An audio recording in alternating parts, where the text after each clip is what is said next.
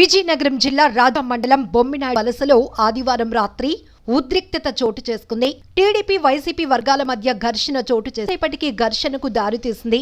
కొట్లాటలో ఇరు వర్గాలకు చెందిన వారు గాయపడ్డారు. వారంతా రాజాం సామాజిక ఆసుపత్రిని ఆశ్రయించారు. విషయం తెలుసుకున్న పోలీసులు సంఘటనా స్థలానికి చేరుకుని గ్రామంలో పికెటింగ్ ఏర్పాటు చేశారు.